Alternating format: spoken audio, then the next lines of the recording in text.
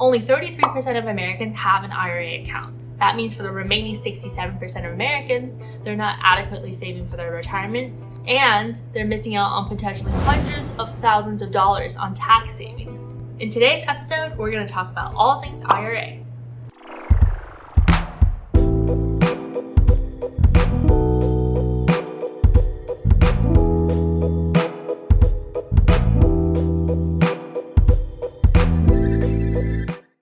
Hey guys, this is Alice. Welcome back to Money with Alice, where we talk about all things personal finance, investing, and so much more. If you haven't already, make sure to hit that subscribe button so you don't miss out on any future videos where you can save money and make more money with me. Today's topic is the IRA. We're going to cover what the heck is it, the different types of IRA, and how to choose the best IRA account for you. So to save for retirement, there are two main retirement accounts that you can put your investments through. One is the 401k, which is the employer-sponsored retirement investment account, and the other is the IRA. If you haven't seen my video on the 401k, I'll link it right here so you can check that out.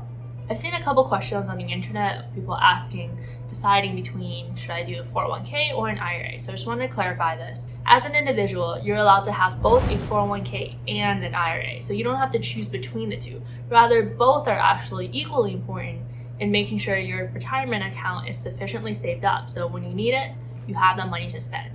The focus of our video today is on the IRA account, which stands for Individual Retirement Accounts. So the IRA, in addition to the 401k, is one of the main methods that you can use in order to invest for your retirement. Again, the IRA stands for Individual Retirement Accounts. The benefit of an IRA, though, compared to a traditional personal trading account, is that it comes with a lot of tax benefits. Since this IRA account is deemed by the government as a tool for saving up for your retirement, it comes with some tax benefits. So this is something that's important to keep in mind as we're going through the rest of the video.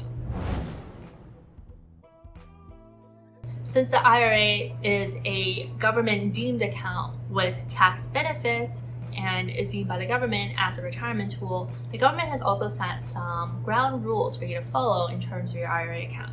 So starting with a contribution limit. This contribution limit is how much you're allowed to put into the account every single year. For a regular individual, this is a limit of $6,000 every single year. And for those who are over 50, you're allowed to contribute $7,000 every single year to your IRA account. The money in your IRA account effectively can't be withdrawn until you're 59 and a half. After you're 59 and a half, the money that's in the IRA account is free for you to spend without any sort of penalty.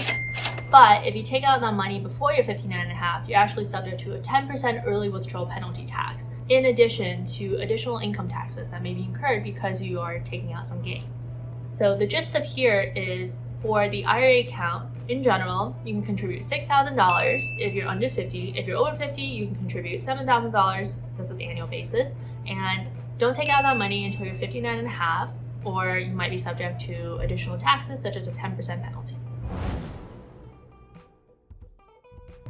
So you might be wondering, if I really needed the money that's in my IRA, is there any way for me to take out that money before I'm 59 and a half years old without having to pay that 10% early withdrawal penalty?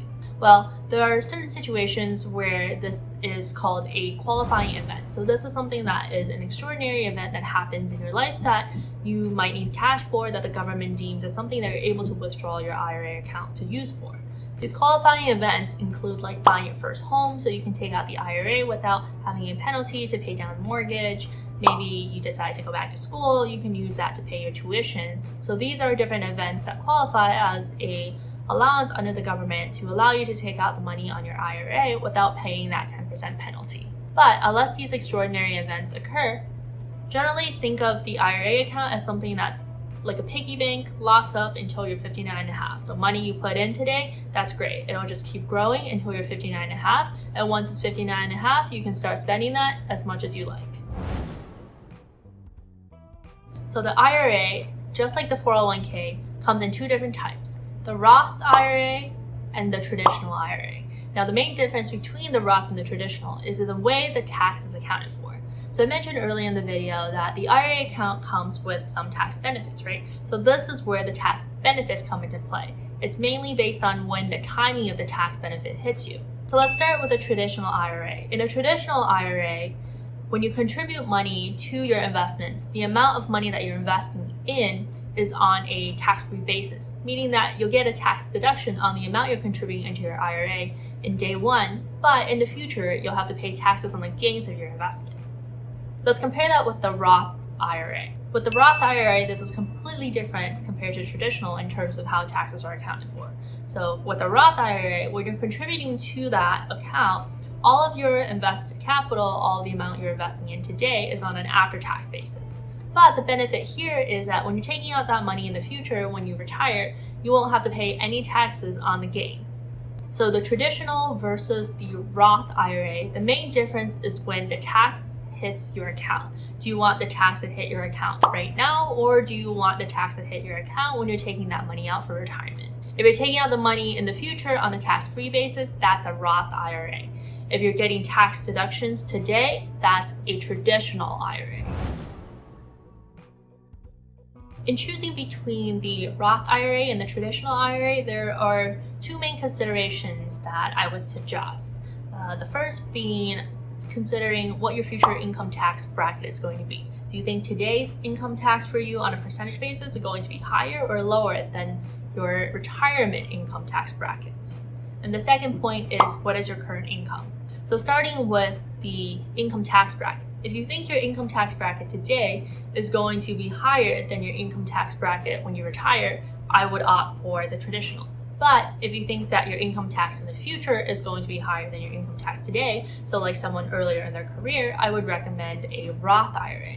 So again, in general, for anyone who's earlier on their career, I would suggest starting out with a Roth IRA because chances are your taxes today is going to be lower than the taxes in the future, since your salary and your total salary composition is going to be much higher in the future likely than it is today. The other consideration is your annual income. So when I talk about your annual income, this is not just the income that you get from your job. This is income that you get in total for the year. So this is any sort of dividends, any sort of salary you receive, any bonuses, any additional source of income. All of this encompasses your total income. Now with your total income, in order to qualify for the Roth IRA, since the benefit there is so great in that you're not paying taxes in the future on your gains, you can only qualify for the Roth IRA if your total income is less than $139,000. So if you're making under $139,000, you have the option to choose between the Roth and the traditional. But if you make over $139, the only option for you to contribute an IRA for is to the traditional IRA. So unfortunately, that Roth IRA is not a potential option for you. So you might be wondering, how do I open an IRA account? Well, the IRA opening process account is just like opening any other trading account. You go to the brokerage, you go to the brokerage website, and then you just sign up for the account, and the process should probably take you like 5 to 10 minutes. There's a couple options though when considering the right brokerage account for you. So do you want something that's more automated in that all the process is done for you? You don't have to think about the investment decisions, you don't have to rebalance. In that case, opt for something that's more of an automated advisor. So something like a robo-advisor, look at like SoFi, Betterment, something like that. That way, all you have to do is wire in the money in your IRA and then have the algorithm balance and invest on your behalf, so you don't have to worry about researching in the market, etc., etc. But if you want to be more hands-on and you actually want to partake in the investment decision and actually manage your portfolio for yourself, then opt for something that's more of a traditional broker. So something like Fidelity, TD Ameritrade, Charles Schwab, Vanguard, all of these brokerage accounts will offer an IRA account. Since we covered a lot of material today, let's do a quick recap. So what is an IRA? An IRA stands for Individual Retirement Account. As the name implies, this is an account that you can contribute to in order to save up and invest for your retirement so that when you get to your retirement age, you can start spending. The general rule for the IRA is that you can contribute up to $6,000 every single year to your account if you're under 50 years old. If you're over 50 years old, you can contribute up to $7,000 every single year. But the catch here is you generally can't take out that money out until you're 59 and a half years old unless there are certain qualifying events and extraordinary circumstances. If you take out the money before you're 59 and a half, you'll generally have to pay income taxes associated with your gains, and you'll likely have to pay a 10% early withdrawal penalty. There are two main types of IRAs, just like the 401k. There is the traditional and there's the Roth. The traditional account is you get a tax benefit on the amount that you're investing in day one. The Roth account is when you get the tax benefit in the future, so that when you take out the money for retirement, you're not paying any taxes on the money you're using for your retirement, but you are investing day one using your after-tax investment dollars. In selecting the right IRA account for you, consider these two different criteria. One is, what is going to be your income tax in the future? Will your tax bracket be higher or will your tax bracket be lower? And two is, what is your current income level? Is your current income over $139,000? If so, unfortunately, traditional IRA is the only option for you. But if you're under $139,000, then you can pick between the Roth or the traditional. Thanks so much for tuning into today's video. I hope you learned a lot about the IRA, and now that you feel like you are an IRA guru. If you haven't already, make sure to subscribe so you don't miss out on any future money saving and money investing tips from me. And also smash that like button because it really supports my channel.